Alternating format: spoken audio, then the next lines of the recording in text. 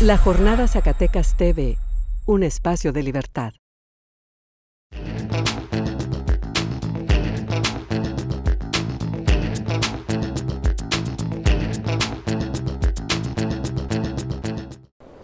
Bienvenidos a Sinergia. Este es su programa de análisis de la economía y la política de esta casa editorial, La Jornada TV. En esta ocasión estamos transmitiendo desde la cofradía, lo cual agradecemos. Hoy contamos con un invitado especial, el doctor Lorenzo Meyer, que francamente no requiere presentación. Todo el mundo, nosotros lo conocemos. Y el programa va a rondar o va a estar en torno a una pregunta. ¿Por qué México se ha estancado ante el avance vistoso del resto de América Latina en sus indicadores del desarrollo? Bienvenido, doctor. Muchas gracias. La pregunta es amplia y yo creo que hay que ponerle además las cifras no las tengo en este momento, pero usted ya las... Yo puedo dar algunas para que nuestros escuchas nos tengan el panorama. América Latina en los últimos 10 años ha disminuido en general su pobreza, pasó de 44% de pobres a 28%. Números redondos, números de la CEPAL, a propósito. De tal manera que estamos hablando de más o menos 15%, 15 puntos porcentuales menos en una década. Eso es muy importante. Y tenemos países en donde más ha disminuido, el caso de Argentina y Chile especialmente, en este crecimiento que han tenido, aun cuando no han disminuido mucho su desigualdad. Pero México conserva, según el dato de Coneval, el 45% de pobres. Entonces bajamos 15% en América Latina la pobreza y nosotros en México estamos estancados en un 45% de pobres, con todos sus problemas de medición que esto tiene. Pero no solo el tema de pobreza, el tema de calidad de la democracia y el apoyo a la democracia por parte de la población. Del 2006 al 2013, estos no son datos de Latinobarómetro, nos dice que en general aumenta el apoyo a la democracia por parte de su población. En general en América Latina hay países como Venezuela, de manera muy sorpresiva, tal vez, que aumenta 16%, aumenta muchísimo. Ecuador tiene muchos indicadores de avance muy interesantes, un 13%, Chile un 8%. En ese mismo periodo, México disminuye 17%. O sea, pasa del 54% en el 2006, el 40% 2011 y los datos del 2013 de Latinobarómetro es el 37%. 37%. Y si le ponemos los de la Organización para la Cooperación Económica y el Desarrollo, están igual. Creo que en el mundo, en un cierto sentido, el problema del crecimiento en la desigualdad es algo que no hemos podido resolver ni explicar muy bien. En crecimiento de la desigualdad, según de la Organización para la Cooperación Económica, nosotros somos los que llevamos el ritmo mayor. En esa estadística que presenta esta organización de países ricos casi siempre, hay unos cuantos pobres, entre ellos nosotros, que nos metió allí Salinas en el 94, disparado hacia arriba. Nadie va más arriba que nosotros en la velocidad de la desigualdad. Y en esto de la pobreza, pues sí, en efecto, disminuyeron. En Dominicana creo que aumentó un poco la pobreza extrema, pero disminuyó la pobreza en su totalidad. En México, toda América Latina la pobreza extrema casi de las dos disminuyó, ni la extrema ni la pobreza medida como se les dé la gana medirla. Nosotros somos ahí el prietito en el arroz. Creo que en parte está relacionado con el enorme fracaso de la economía mexicana a partir de 1982, que es el momento de la gran crisis del modelo económico que había tenido tan buen resultado. No mucha igualdad, pero crecimiento. Ese crecimiento que va desde la época de Lázaro Cárdenas hasta 1982, y sobre todo de la Segunda Guerra Mundial en adelante, el promedio del crecimiento es del 6%, poquito más, 6.1, 6.2 anual, y luego el crecimiento real del 3%. Sin embargo, cuando coincide el derrumbe del mercado interno mexicano, cuando López Portillo llora porque ya no pudo cumplirle a los pobres, etcétera, ni mucho menos esa promesa de que íbamos a administrar la abundancia, de ese momento hasta el día de hoy, el crecimiento promedio real en México es del 0.6%. No llegamos ni al 1% de crecimiento per cápita de la economía. Ahí está una de las razones de nuestro problema en pobreza y en desigualdad. Una, no digo que sea la única, porque en general, si la economía va para arriba, no necesariamente, pero se supone que también la pobreza va disminuyendo. En nuestro caso, no es el caso de Chile, no es el caso de Brasil, no es el caso de Argentina, que han tenido sus altas y sus bajas, pero nosotros somos consistentemente un fracaso económico. Entonces, esa es una de las razones. Creo yo que también podríamos echarle un vistazo y la culpa al hecho de que México fue el sistema autoritario más exitoso del siglo XX. No hay ninguno que haya tenido tanto éxito el autoritarismo como aquí, y arraigó. Y a la hora de arraigar, también arraigó un grupo económico poderoso, una oligarquía podríamos llamarle. El hecho de que el hombre más rico del mundo hasta hace unos años, ahora es el segundo, tercero, Carlos Slim, viva en México y lo haya hecho su fortuna en México, y la última cálculo que tenemos de Forbes son 73 mil millones de dólares del Grupo Carso, bueno, también explica este hecho, la concentración del ingreso, que es mundial. Estados Unidos también va muy rápido en concentrar ingresos y en aumentar la desigualdad. Entonces, aumento de la desigualdad, estancamiento de la economía, más que en otras partes de América Latina. Vamos a ver qué pasa en estos años también con Brasil o con Argentina, cuando sus exportaciones de soya y de materias primas están teniendo problemas ahora. Sí, porque están enganchados a la economía china. Y nosotros a la economía norteamericana. Y la economía norteamericana es la que llevó el golpe fuerte del 2008, pero nuestra economía no crece ni aunque creciera la economía norteamericana, porque insisto, estamos mal desde 82, y en ese 82 a la fecha la economía norteamericana ha subido, bajado, subido y bajado, y nosotros seguimos en una situación de mediocridad económica desesperante. Sobre eso que dice del modelo económico del 82-83, en toda América Latina se dio el fenómeno de que se empezaron a implementar las medidas económicas así llamadas neoliberales. Pero justamente hay un giro, hay un ciclo democratizador y un giro económico en estas economías en América Latina, sí, en donde empiezan a abandonar los modelos neoliberales, y eso se empieza a traducir en mejor crecimiento y disminución de pobreza.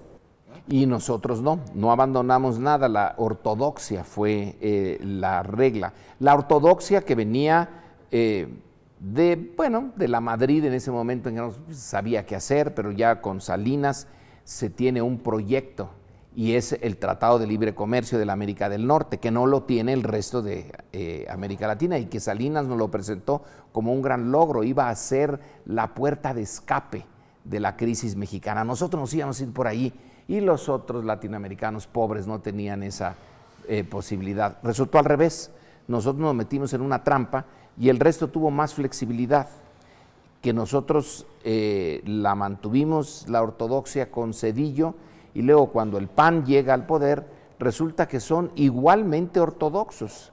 Y ahora tenemos otra vez al PRI, que no tiene ningún viso de poner en duda la parte dogmática de la economía neoliberal, de mercado, etcétera. Hay una hipótesis ahí, doctor, que me gustaría saber su opinión.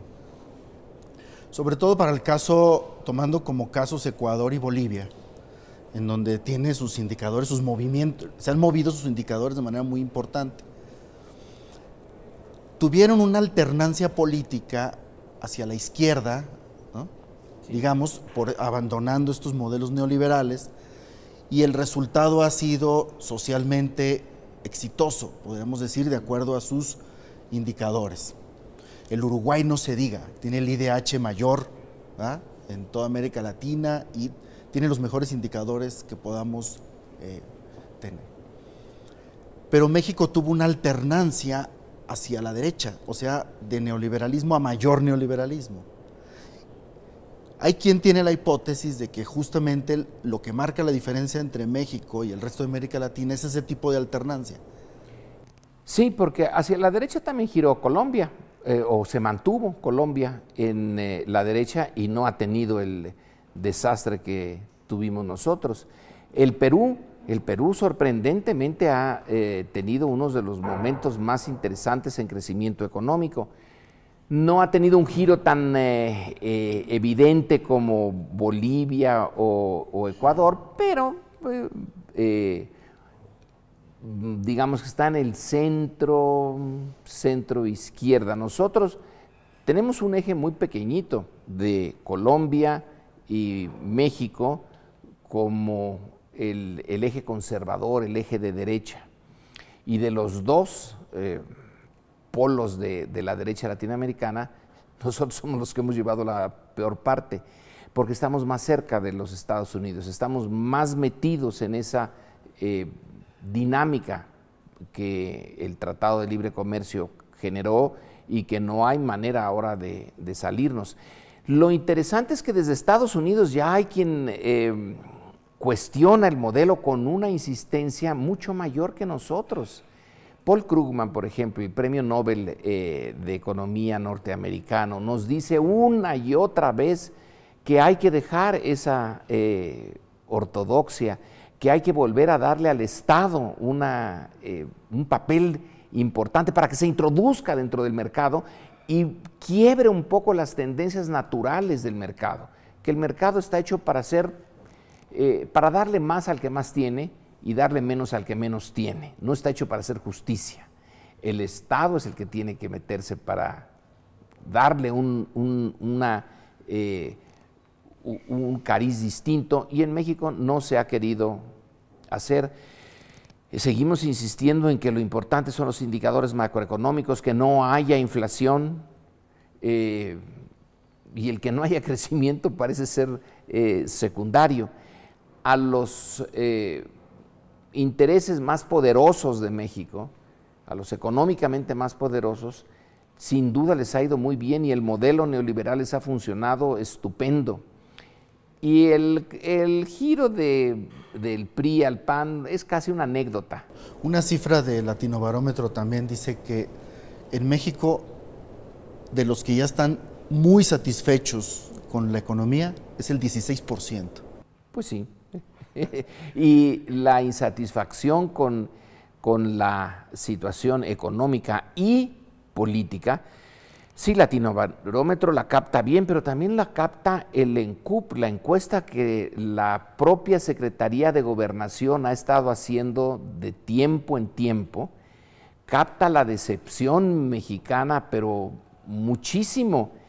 En una de las encuestas de opinión que es de la Secretaría de Gobernación, el ENCUP es encuesta sobre algo así nacional, sobre valores y cultura cívica, algo por el estilo. Cuando se le pregunta a una muestra representativa, ¿es México una democracia?, el 34%, si la memoria no me falla, y esto es de 2012, dice sí. El 33% dice, pues puede que sí, puede que no. y el 31% dice enfáticamente no. Una democracia que tiene a un tercio que realmente está diciendo es que esto no es democracia, y otro tercio que dice parece, pero pues en parte sí, en parte no, quiere decir que tiene una base de legitimidad bastante endeble. Y claro, esos que están satisfechos tienden a ser a los que la economía neoliberal, tal y como la vive México, pues les satisface muchísimo y han de estar encantados, y son los que impiden, entre otras cosas, que el viraje que se dio de echar al PRI para pasar al PAN se concluyera con el viraje entre el PAN y la izquierda. Son los que se opusieron a que el peligro para México llegara a la presidencia, pero llegó el peligro otro, que es el estancamiento económico. Pero hay una relación bastante estrecha entre la posibilidad de disminuir la pobreza y generar crecimiento con mayor igualdad con la calidad de la democracia. Esto es, cuando tenemos mala calidad de la democracia, partidos que no representan a la sociedad, donde hay una separación entre el sistema político y lo que tenemos, el tejido de la sociedad, eso puede ser lo que esté atorando los procesos de generación de desarrollo.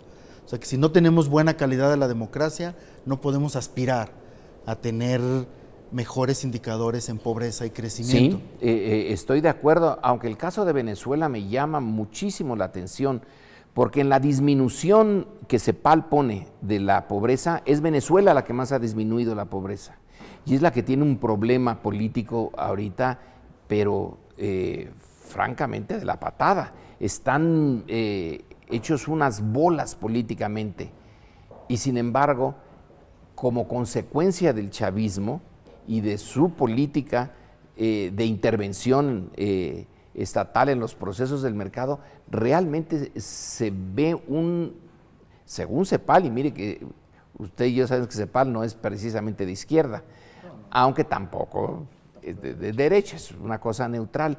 Ellos aceptan que la caída más dramática de pobreza, o sea, el aumento en la calidad de vida, se da en ese país que tiene muchos problemas políticos. Uruguay o Chile tienen menos y se ve más nítido, ¿no?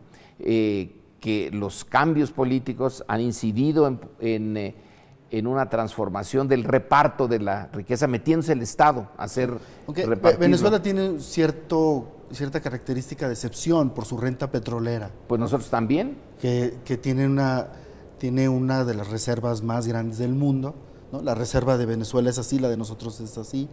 Pero en la exportación y explotación de petróleo no es tanta la distancia, Venezuela tendrá unas reservas enormes, pero no nosotros las estamos explotando más rápidamente, lo cual me alarma que Venezuela. Tiene que ser una mezcla de muchas cosas. No creo que podamos dar una respuesta única de decir es la parte que falló de la transición democrática, es el Tratado de Libre Comercio, es la forma como nos insertamos con Estados Unidos, es el hecho de que nosotros no exportamos esas soya y trigo y carne, etcétera, que los otros exportaban, es el hecho de tener un mercado, finalmente un mercado interno muy pobre, y estar siempre viendo en la exportación. Los otros ya no están viendo tanto en la exportación. El Brasil está volviendo a la reindustrialización, a volverse a sí mismo. Estados Unidos está hablando de reindustrializarse y de dejar de estar mandando las cosas a China. Es que viendo el salario mínimo, hablando ya de cifras, y lo saqué de La Jornada, ayer, de Enrique Galván Ochoa, tiene una estadística de salarios mínimos. Es que nosotros estamos muy por debajo en el salario mínimo de China. Es decir, ahora somos de los que tenemos el salario mínimo más bajo del mundo. Entonces, ¿cómo vamos a disminuir la pobreza con ese tipo de salario, y que conste que no nos metemos en otro tema que es el narcotráfico, porque el narcotráfico y la subcultura del crimen organizado en parte también se puede explicar por eso.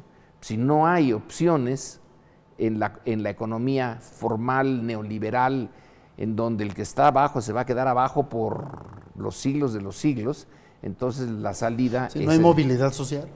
Salvo que pongamos el caso del Chapo, que sí hay movilidad social. El Chapo llega a Forbes siendo un personaje que nada más pasó la primaria en Badiraguato y llega a Forbes con $1,000 millones. Sí hay esa movilidad perversa, y la movilidad digamos generosa y saludable aquí no la vemos ni de chiste. Claro. Para ir cerrando, doctor, ahora con este escenario que tenemos, en donde estamos estancados y una buena parte de América Latina avanzando, y ahora con las reformas estructurales que se han estado llevando a efecto en estos últimos meses, ¿cuál es la expectativa para el país? ¿Vamos a seguir en el estancamiento? ¿Podemos sincronizarnos en el crecimiento? En este caso, es mi opinión, otros pueden tenerla muy distinta, yo aquí adopto la de Santo Tomás, hasta no ver, no creer. Creo que no hay más que una reforma, ¿no? Bueno, para un medio como La Jornada, pues sí, la reforma en los medios y puede ser importante, pero para el mexicano normal, común y corriente, y sobre todo para el gobierno, la única reforma es la energética, es la transferencia de lo que queda de la riqueza de hidrocarburos, de petróleo y de gas,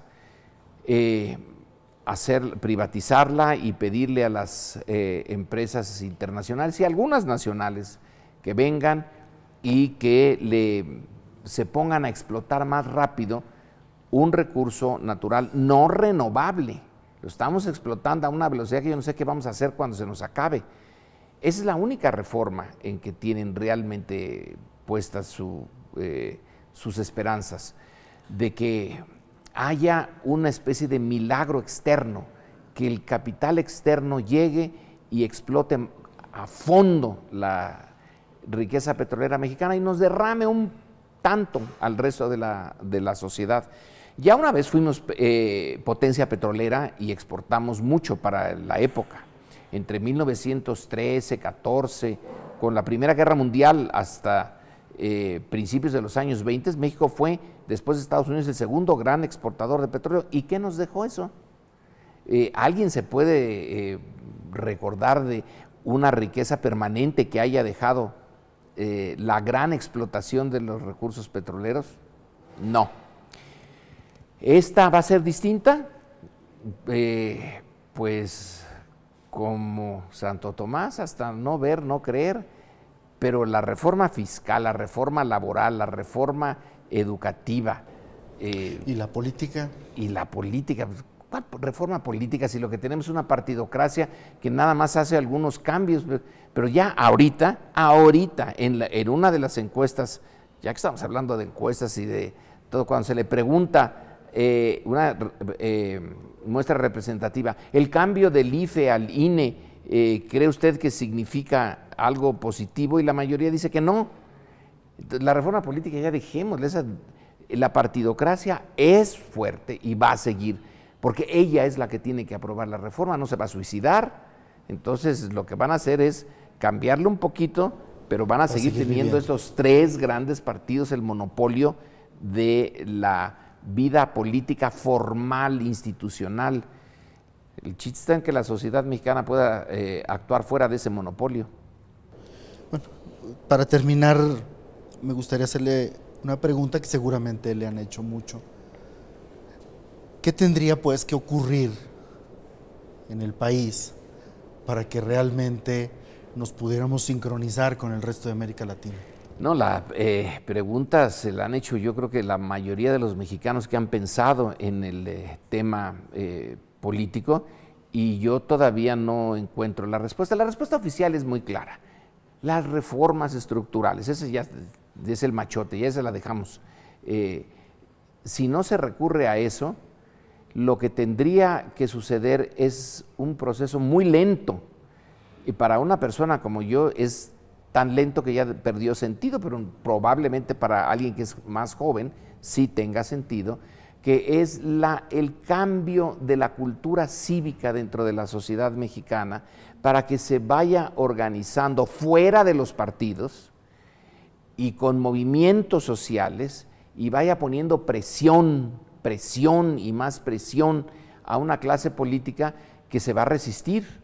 Entonces va a ser una especie de lucha prolongadísima, sí, y sobre todo con que no veo cuándo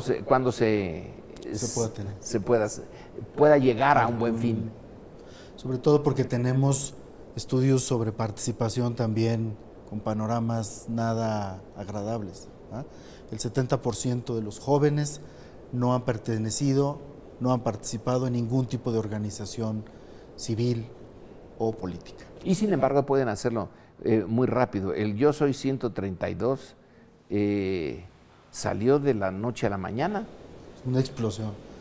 Bueno, muchas gracias, doctor. Gracias a usted. Con eso terminamos nuestra conversación con el doctor Lorenzo Meyer y hasta luego.